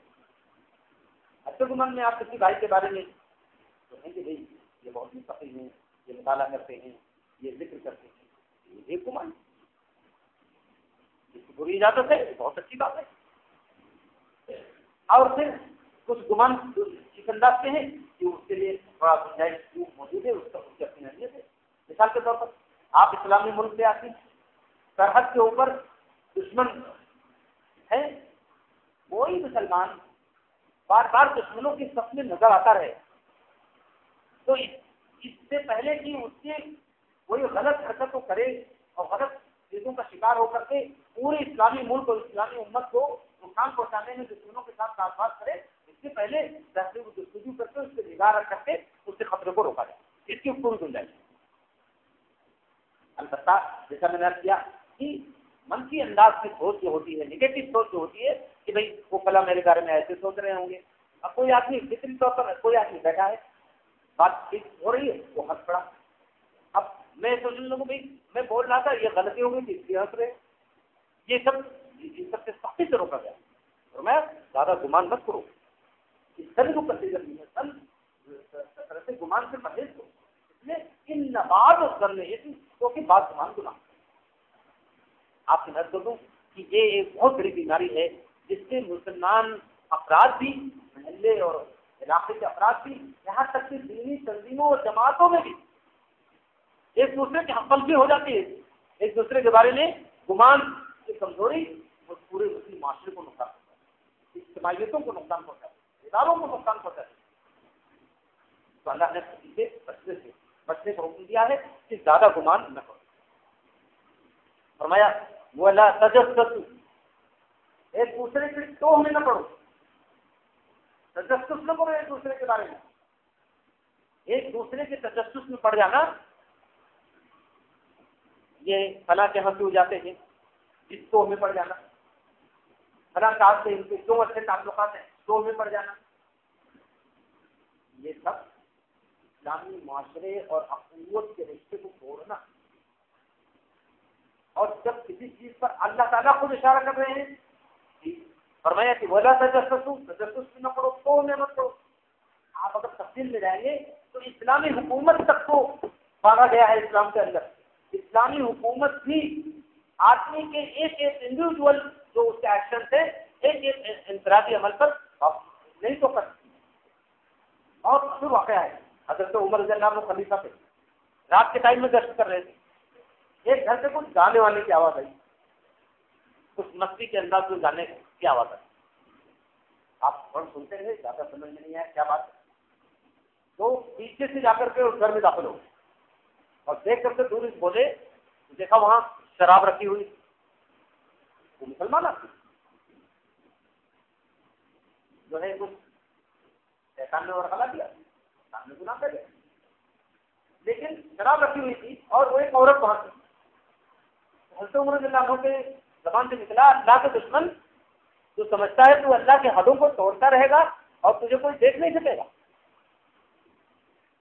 تو انہوں نے جواب دیا، انہوں نے کہا امیر المومنین میں نے غلط کیا ہے، میں مانتا ہوں میری غلطی ہے، میں شراب پینے کا میں مجرم، لیکن اگر میں نے اس وقت ایک غلطی کی ہے تو آپ نے اس وقت 3 غلطیاں کی۔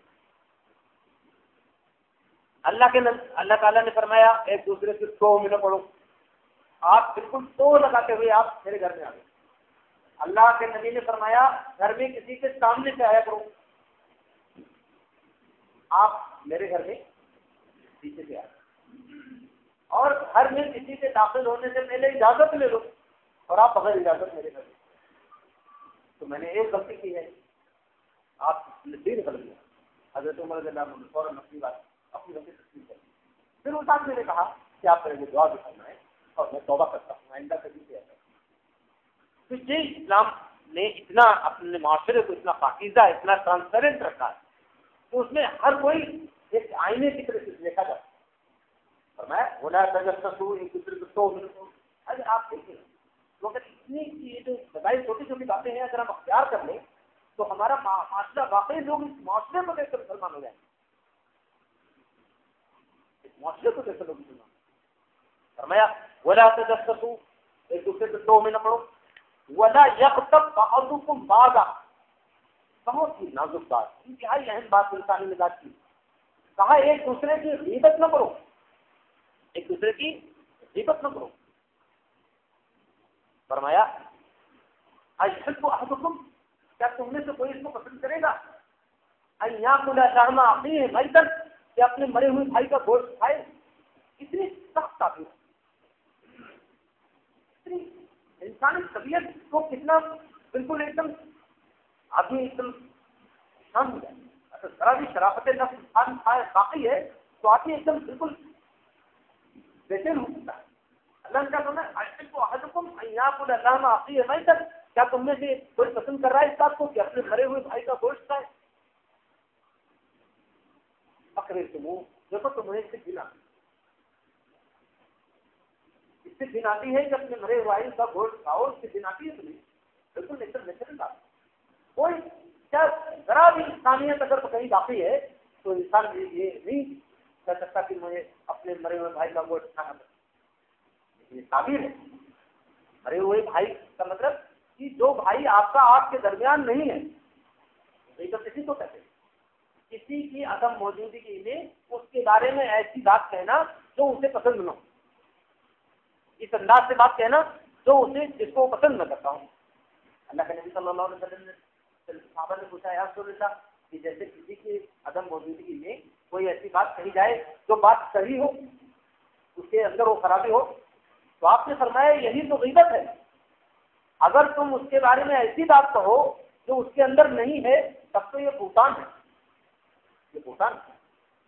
کسی سے ایسی بات رسوا کرنا جو اس کے اندر نہیں ہے یہ بہتان ہے. اسلام میں باقاعدہ اس کے لیے 80 کوڑوں کی سزا ہے بہتان لگانے. اور وہ جو یہ غیبت کی بات ہے تو غیبت کی بات یہ ہے کہ میں سمجھتا ہوں اللہ تعالیٰ حفاظت فرمائے. ہمیں سب سے دل سے دعا کرنی چاہیے کہ پروردگار اتنی ناؤنی اور اتنی ہلاکت سے بیماری سے اللہ تعالیٰ ہم سب کی حفاظت. محمد رسول اللہ صلی اللہ علیہ وسلم اپنے گھر میں کتنی کٹی ہوئی طبیعت آپ نے فرمائی. آپ کی بیوی ہے ہم سب کی مقدس ماں حضرت زینب رضی اللہ تعالیٰ. بیویوں کے درمیان کی بات کی, انہوں نے آپ کی دوسری بیوی کے بارے میں کچھ بات کی. اللہ کے نبی صلی اللہ علیہ وسلم کا چہرے کا رنگ بدل گیا اور آپ سے جملہ کہا. آپ نے فرمایا زینب میں تمہارے دانتوں میں مرا ہوا گوشت کا ڈھوسڑا دیکھ رہا ہوں.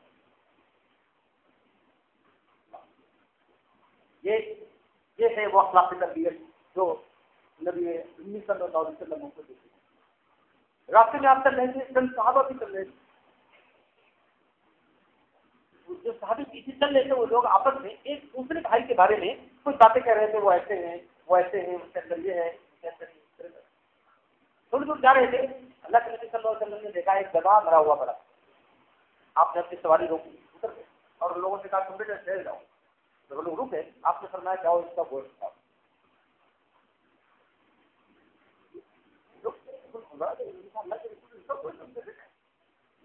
آپ نے فرمایا اس سے زیادہ گندے چیز تو وہ بھی کھا رہے ہیں اتنی رفت سے.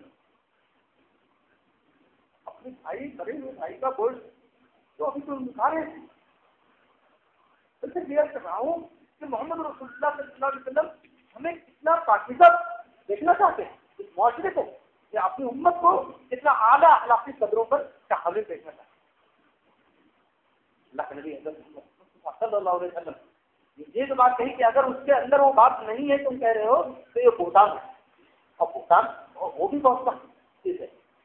اگر امام مالک رحمۃ اللہ علیہ کے بارے میں آتا ہے دیکھیے ایک دوسرے کے بارے میں گمان اور بہتان کی بات ہے. امام مالک رحمۃ اللہ علیہ کے زمانے میں مسلمان بہت خرابی میں تھے. ہم رشید کا زمانہ تھا تو نہلانے کے لیے عورتوں کو نہلانے کے لیے بھی عورتیں ہوتی تھیں. یعنی کچھ جیسے ان کو غسال یا غسالہ کہتے تھے. ایسے کچھ خواتین ہوتی تھی جو عورتوں کو جنازے کو نہلاتی تھی. ایک غسالہ عورت آئی, ایک لڑکی نوعمر لڑکی تھی غیر شادی شدہ, اس کا انتقال ہو گیا تھا, اس کو نہلا رہی تھی. نہلاتے ہوئے کپڑے کے اندر کہیں اس کے جسم پر کہیں ہاتھ پڑا تو اس کی زبان سے یہ نکلا ارے یہ تو بڑی بارکا بنتی تھی. تو کتنا کہا, اتنا کہنے کے ساتھ ہی ساتھ تو بہت کچھ کہہ دیا کہ گویا بارکا نہیں تھی. کہتا ہے کہ اس کا ہاتھ جہاں جب بولی یہ لفظ تو جیسے وہی چپک گیا ہاتھ.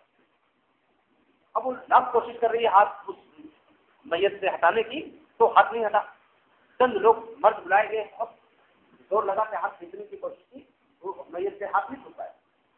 اب بالکل کوئی چارہ نہیں تھا تو لوگ امام مالک کے پاس. امام مالک کے جزاب جانتے ہیں بہت اونچا مقام ہے مجھ سے. ان سے کہا کہ حضرت ایسا ایسا ہے, یہ بسالہ عورت اس لڑکی کو نہلا رہی تھی, نہلانے کے دوران اس نے ایسا جملہ ایک کہا ہے اس کے کردار کے بارے میں, اور جیسے ہی بولی ہے فوراً ہاتھ پکڑ گیا. امام مالک رحمۃ اللہ علیہ نے باقاعدہ فتویٰ دیا, کہا جا کر کے اس کو 80 کوڑے لگاؤ اس عورت کو جس نے جملہ کہا. اور لوگ گئے اور باقاعدہ کوڑے کو اس کو 80 کوڑا لگایا.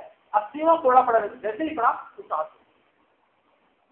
اللہ تعالیٰ حکم اللہ کے نبی کا لائے ہوئے قوانین و تعبیر یہ سب اللہ کی طرف سے محمد رسول اللہ صلی اللہ علیہ وسلم نے اگر کوئی سزا اور کوئی تعبیر رکھی ہے تو وہ اللہ کی طرف سے. یہ بات بات سمجھ لی. فرمایا کہ کوئی کسی کو غیبت نہ کرے. غیبت تو آپ کو سزا ہوگی. ابھی کبھی کبھی ایسا لگتا ہے جیسے ہم دین کی باتیں کر رہے ہیں ایک دوسرے کے بارے میں, یہ جماعت کے بارے میں, وہ جماعت کے بارے میں, یہ ادارہ اور وہ مدرسہ. اگر ہم لوگ اس طرح سے ہیں تو معاف کیجیے میں بہت ہی ذمہ داری کے ساتھ کہہ رہا ہوں, اگر ہماری حالت یہ ہے کہ ایک دوسرے کی غیبت کو ایک دم عام ہو جائے اور اس سے کہیں کوئی جو ہے دل کو ایک دوری نہ محسوس ہو, تو سمجھ لیجیے دوسری قوموں کو ہمیں مٹانے کے لیے محنت کرنے کی ضرورت ہے. اس بیماری کے ذریعے ہم خود ہی مل جائیں. صاف ہے بات. اللہ تعالیٰ جب یہ کہہ رہے ہوں کہ غیبت گویا تم اپنے مرے ہوئے بھائی کا گوشت کھا رہے ہو, اس سے زیادہ بناؤنی بات کیا ہو سکتی ہے. لیکن ہم بہت ہی بغیر کسی تکلف کے غیبت کا عمل بہت ہی فروغ پا رہا ہے امت میں. میں انتہائی ادب کے ساتھ گزارش کروں گا, ہم لوگ کسی کے بارے میں بھی کوئی بات کہتے ہوئے ہر ایک نہیں 10 بار سوچیں کہ کہیں یہ غیبت تو نہیں ہے, اور ذرا سا بھی دل کو ہو رہا ہے فوراً رکے. یہ رکنا انشاءاللہ اللہ کی توجہ آپ کی طرف اور ہماری طرف اللہ کی توجہ موجود ہے. یہاں فرمایا کہ ایک دوسرے کی غیبت نہ کرو, اور کیا تم پسند کرتے ہو اپنے مرے ہوئے بھائی کا گوشت کھانا. فرمایا اتقوا اللہ, دیکھو اللہ سے ڈرو. بڑی سخت مثال دی گئی ہے, تو اللہ سے ڈرو. اللہ سے ڈرو کہ جس اللہ کے سامنے تمہیں پیش ہونا ہے, دنیا میں کسی کی غیبت کی آپ نے اور وہ آدمی کو نہیں پہنچ پائی بات علماء نے اس سے بھی درج کی ہے کہ اگر غیبت آپ نے کسی کی تو اب اس کا ازالہ کیسے ہوگا. تو اس کے بارے میں 2 شکلیں ہیں. ایک شکل تو یہ ہے کہ جس آدمی کی غیبت آپ نے کی ہے آپ جا کر کے اس سے معافی مانگیں کہ میں نے آپ کے بارے میں ایسی بات کی. لیکن بعض علماء نے کہا ہے کہ آپ یہ کبھی کریں آپ جب آپ کی غیبت یا آپ کی بات اس آدمی کو پہنچ گئی ہو. اگر اس تک یہ بات نہیں پہنچی ہے جو آپ نے کہی ہے, تو اور پھر آپ کو جا کے کہیں کہ بھائی میں فلاں مجلس میں نے آپ کے بارے میں ایسی بات کہی ہے, اس کی معافی چاہتا ہوں, تو ایسا نہیں کرنا. فکری نہیں لکھتے ہیں کہ اس کو آپ کے ذریعے جو اس کو تکلیف پہنچنے کا احساس یا خبر نہیں ہوئی تو بلا وجہ اس کو مت وہاں پہنچائیے اس کے کانوں تک. اب خود اس کے ساتھ اچھا سلوک کیجیے اور توبہ کیجیے. لیکن بات اگر پہنچ گئی ہے اس تک, معلوم ہو گیا اس سے کہ یہ میری غیبت کر رہے تھے, تو جا کر کے معافی مانگا. یہ چیز ہے جو اللہ تعالیٰ نے فرمایا. دیکھو کوئی جان پائے یا نہ جان پائے, وہ آدمی سن پائے سمجھ پائے کہ نہ سمجھ پائے, اگر تم کسی کا مذاق اڑاؤ گے, کسی کے ٹو میں رہو گے, کسی کی عزت کرو گے, واتقوا اللہ, اللہ سے ڈرو.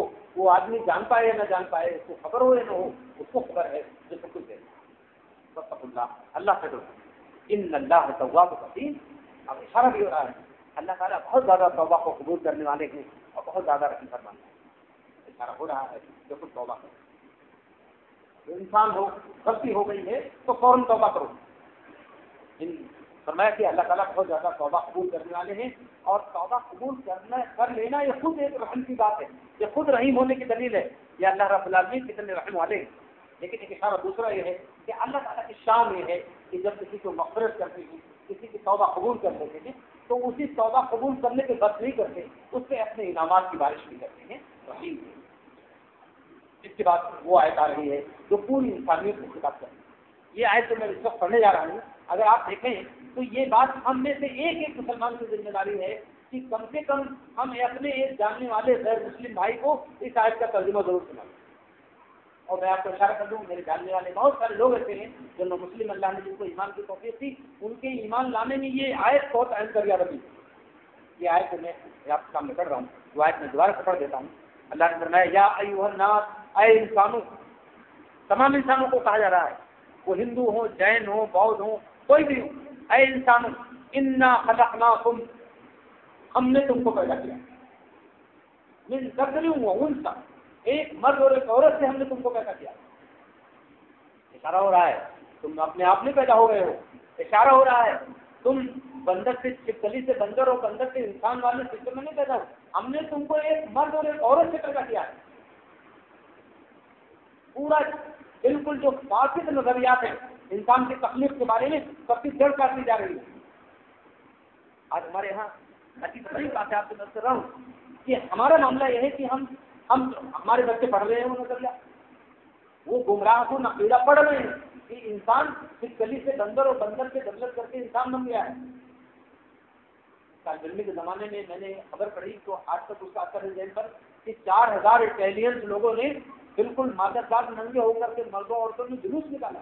اخبارات میں اس وقت خبریں آئیں ایسے 40 سال پہلے اس وقت کی جو ہے ہم جب بندر کے اولاد ہیں تو ہمارے دادا جان تو جنگلوں میں بغیر لباس کے گھوم رہے ہیں, تو ہمیں لباس پہننے کے لیے تو مجبور کیا جا رہا ہے. تو یہ ظالمین کا عقیدہ یہ سب کو پورے ذہنوں سے ایسے اریز کر دیا جا رہا ہے, بالکل اسے ختم کر دیا جا رہا ہے. انا خلقناکم من ذکر و انثی, ہم نے تم کو ایک مرد اور ایک عورت سے پیدا کیا. اللہ رب العالمین نے گویا کہ خلقنا ہم نے پیدا کیا ہے تمہیں, ضمیر اللہ کی طرف ہے, ہم پیدا کرنے والے ہیں. اور کیسے پیدا کیا؟ ایک مرد اور ایک عورت سے. اس وقت دنیا کی آبادی تقریباً 6 ارب ہے, 600 کروڑ لوگ دنیا میں بستے ہیں. یہ سارے لوگ کون ہیں؟ ایک ماں باپ کو. نسب اور نسل اور جد امجد کے رشتے کی بنیاد پر ساری دنیا کے انسانوں کا رشتہ حضرت آدم علیہ السلام. ساری دنیا کے لوگ آدمی کہلاتے ہیں. کیوں کہلاتے ہیں؟ اس لیے سب آدم کی اولاد. یہ کتنا بڑا اعلان ہے ساری دنیا کے انسانوں کے لیے. یہ اعلان اسلام کر سکتا ہے, معاف کیجیے, یہ کوئی یہودی نہیں کر سکتا ہے. اس لیے کہ یہودی تو اپنی نسل پہ اپنے نسل سے گھمنڈ و غرور اور تکبر ہی کی بنیاد پر ان کی نسلیت ہی کافی. ریسزم جو ہے یعنی جو نسل پرست دنیا میں لوگ ہیں اس میں 2 ہی قومیں ہیں پرانی, ایک یہودی اور ایک برہمن. اور پچھلے جنگ عظیم وغیرہ کے دوران جس ایک نسل کی برتری کے کتنے نے پوری دنیا کو جنگ کے دامنے پہ کھڑا کر دیا تھا وہ جرمنیوں کے ماننا ہے کہ ہم دنیا میں منتخب لوگ ہیں, ساری دنیا کے حکمرانی کے لیے پیدا کیے گئے ہیں اور ساری دنیا ہمارے غلام کے حیثیت میں رہنی چاہیے. یہ وہ اتنا تھا جس نے کروڑوں لوگوں کو ختم کر دیا. تو اللہ رب العالمین نے اس پورے غلط تصور اور فاسد تصور کو بالکل ایک دم ہٹاتے ہوئے فرمایا, اے انسانوں ہم نے تم کو ایک مرد ایک عورت ایک ماں باپ سے پیدا کیا. اب ایک ماں باپ کی اولاد ہو جب تو ظاہر ہے کسی کی ناک بڑی ہونا اور کسی کی ناک چھوٹی ہونے کی بنیاد پر کوئی اچھا برا نہیں ہو سکتا. ایک ماں باپ کی اولاد ہے تو کوئی لمبے پد کا ہے کوئی چھوٹے پد کا, اس کی بنیاد پہ کوئی بڑا چھوٹا نہیں ہو سکتا. ایک گورے رنگ کا ہے اور ایک سانولے رنگ کا ہے, اس بنیاد پہ ماں باپ کی نگاہ میں کوئی اچھا ہو برا نہیں ہو سکتا. ماں باپ کی نگاہ میں کون اچھا ہوگا؟ جو ماں باپ کا خیال رکھے, جو ماں باپ کا ادب کرے, جو ماں باپ کی خدمت کرے, جو ان کا ادب ملحوظ رکھے, وہی تو ماں باپ کی خدمت میں اچھا ہوگا. تو اللہ فرماتے ہیں کہ ہم نے پیدا کیا ہے, تمہارے ماں باپ نے تمہیں نہیں پیدا کیا. ہم جب تمہارے پیدا کرنے والے ہیں تو تم سب ہماری مخلوق کو, ہم نے سب کو پیدا کیا ہے, ہمیں سب سے تعلق ہے, ہم سب کی ضروریات کا انتظام فرما رہے ہیں. تو فرمایا کہ دیکھو تم گویا بنیادی طور پر ایک خاندان کے ہو. فرمایا وہ جعلناکم شعوبا و قبائل, ہم نے تم کو خاندانوں اور برادریوں میں بانٹ دیا ہے. حالانکہ بعض لوگوں نے قبیلے اور خاندان ہی کر رہے ترجمہ کہ ہم نے جو تم کو قبیلوں اور خاندانوں میں بانٹ دیا ہے یہ تعارفو, تاکہ ایک دوسرے کا تعارف حاصل ہو, ایک دوسرے کو پہچان سکو. یہ فلاں کے خاندان کے ہیں, یہ فلاں کے نسل کے ہیں, یہ فلاں زبان والے ہیں, یہ فلاں علاقے کے ہیں. یہ صرف اس لیے ہے اس علاقائیت کی بنیاد پر, رنگ و نسل کی بنیاد پر, زبان کی بنیاد پر تم میں سے کوئی افضل اور کوئی جو ہے کہکر نہیں ہے. اللہ کے نبی صلی اللہ علیہ وسلم نے جس بیدا کے موقع پہ جو خطاب کیا اس میں فرمایا, اے انسانوں لوگوں تم سب ایک اللہ کے بندے ہو, تمہیں ایک اللہ نے پیدا کیا ہے اور تم سب ایک ماں باپ کی اولاد ہو. تم میں سے کسی کالے کو کسی گورے پر اور کسی گورے کو کسی کالے پر ہو, کسی عربی کو کسی اعجمی پر اور کسی اعجمی کو کسی عربی پر کوئی فضیلت نہیں. ان اکرمکم عند اللہ اتقاکم, تم میں سب سے بزرگ وہ ہے, سب سے بڑا وہ ہے جو سب سے زیادہ اللہ سے ڈرنے والا ہے. میں نے ابھی آپ کو حضرت بلال کی بات سنائی. حضرت بلال رضی اللہ عنہ کے بارے میں یہ ہے کہ وہ کعبے کے قریب سے نہیں گزر سکتے تھے. جب مکے میں رہتے تھے ہجرت سے پہلے تو کعبے کے قریب نہیں جا سکتے تھے, اللہ کہ رات میں چلے جائیں. خود ہی ان کا بیان ہے تاریخ کی کتابوں میں, کہتے ہیں کہ میں سوچتا تھا لوگ کعبے میں جا کے کیا کرتے ہیں, اس کو چومتے کیوں. پورا موقع ملا جب 8 سال کے بعد واپس آئے اپنے مکہ کے موقع پر, اللہ کے نبی صلی اللہ علیہ وسلم کے ساتھ پوری ایک دم آزادی مل گئی. اب کعبے کو چھو رہے تھے, کعبے کو دھو رہے تھے, صفائی کر رہے تھے, ہمارے خوشی کے نحال تھے. آج تو جہاں چاہوں وہاں چلا جاؤں کعبے کے اندر. اس وقت انہوں نے شاید یہ بات نقل کی ہے کہ حضرت بلال آئے اور کہا کہ اللہ کے رسول آج میرا دل چاہتا ہے کہ کعبے کی چھت پر چڑھ کر کے اذان کو کیا کیا دل میں آنسو نکل رہی ہوگی 8 سال سے، کعبے سے دور ہو گئے، کعبے سے ہٹنا پڑا، آج آئے ہیں پوری تماشاتی ہے۔ اللہ کے نبی مسکرائے، صحابہ سمجھے کہ اللہ کے نبی صلی اللہ علیہ وسلم بھی چاہتے ہیں کہ ایسا ہو، تو کہا کہ اللہ کے رسول تھوڑا سا توقع کرنا ہے، ہم سیڑھی لے آتے ہیں، بلال سیڑھی سے چڑھ کر کے چھت سے چڑھ جائیں کیونکہ تھک رہا ہوں، بن جائیے دونوں جہان سے محمد رسول اللہ صلی اللہ علیہ وسلم نے فرمایا سیڑھی کی کیا ضرورت ہے، میں تو موجود ہوں۔ پھر آپ دیوار سے لے کے کھڑے ہو گئے، بلال نے ایک پاؤں آپ کے یہاں کمر مبارک پہ رکھا اور دوسرا شان مبارک پہ، اور چھت سے چڑھ گئے اور اپنے خاص انداز میں اللہ اکبر پکارنے لگے۔ حضرت بلال کے اذان دینے کا انداز بھی بالکل الگ تھا، جب اذان دیتے اللہ کے نبی صلی اللہ علیہ وسلم کے حیات میں تو کان سے انگلی نکال لیتے، جب کہتے ہیں اشہد ان محمد رسول اللہ، میں گواہی دیتا ہوں کہ محمد صلی اللہ علیہ وسلم اللہ کے رسول ہیں، تو کان سے انگلی نکال کر کے اشارہ فرماتے اشہد ان محمد رسول اللہ۔ کبھی کبھی مسجد کے ذہن میں نہیں ہوتے آپ تو حجرے کی طرف اشارہ کرتے ہیں اشہد ان محمد۔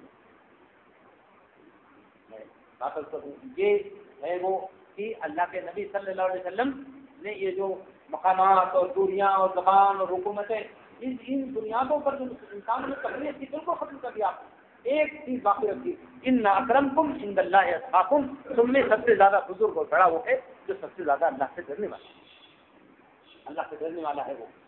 تو آپ سمجھ لیجیے کہ اسلام نے جو مزاج بنایا ایسے لوگوں کا کہ جو کوئی لوہے کا کام کرتا ہے، لوہار ہے، کوئی برتن بناتا ہے، اور انہوں نے علم حاصل کیا، کتاب لکھی، فقہ کے اندر حدیث کی تفصیل لکھی، باقاعدہ ان کا نام سوچے ہی ہے، حضور شریف پڑھائی جاتی ہے، تو اس کے جو مصنف ہیں برتن بنانے کا کام کرتا ہے۔ یہ بات ہمیں سمجھنی چاہیے کہ اسلام کی یہ آیت یہ اپنے آپ میں کتنا بڑا دعوتی پس منظر بھی رکھتی ہے۔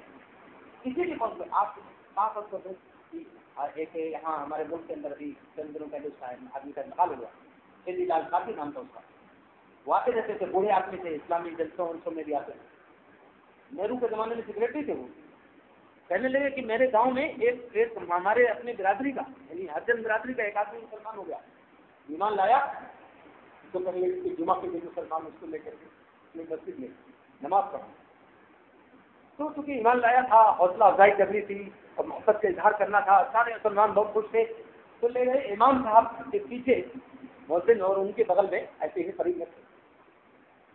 تو آج لوگ نے جن لوگوں کے پاس کبھی وہ بیٹھ نہیں سکتا تھا، برابری نہیں، آج سے 60-70 سال پہلے کی بات، وہ آج ان کے بغل میں تھا، کیونکہ کیا گھر تو اپنی بیوی کی بات کہی تھی، وہ ان کو رقم کیا، ان کے گاؤں کا آدمی تھا، کہتے تھے میرے گھرانے کا، اسے تو بیوی سے کہا کہ جانتی ہو آج میں مسلمانوں کے مندر میں گیا،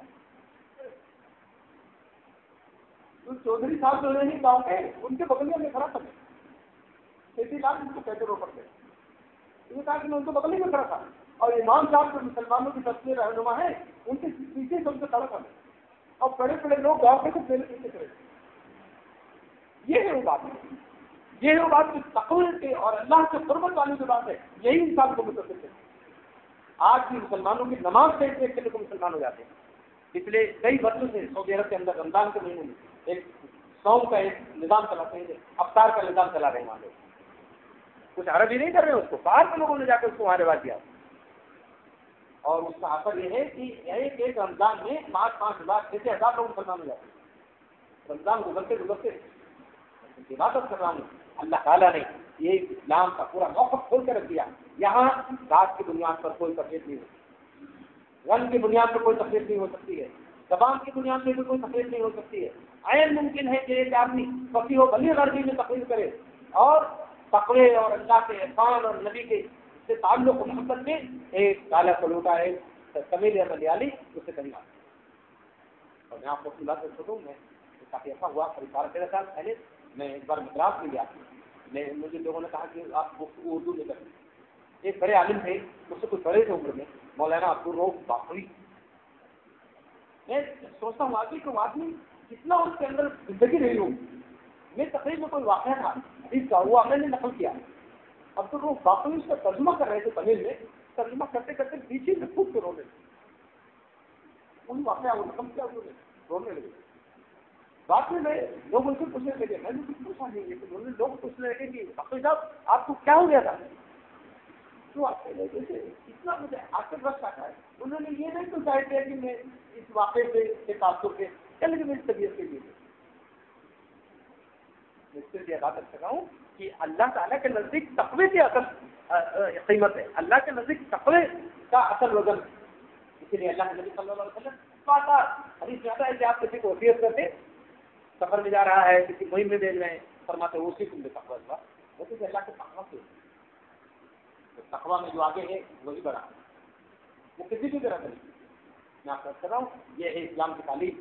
یہ آیت بہت اہم ہے دعوتی پہلو سے اور ہمیں اس طرف سوچنا بھی چاہیے کہ لوگوں کو جو غیر مسلم ہیں ان کو یہ آیتیں سنائی جائیں، ان کو یہ آیتیں بتائی جائیں. یہ ہماری ذمہ داری میں کچھ ذمہ داری ہے. آگے کی آیت انشاءاللہ اگلی حاضری میں لی جائیں گے.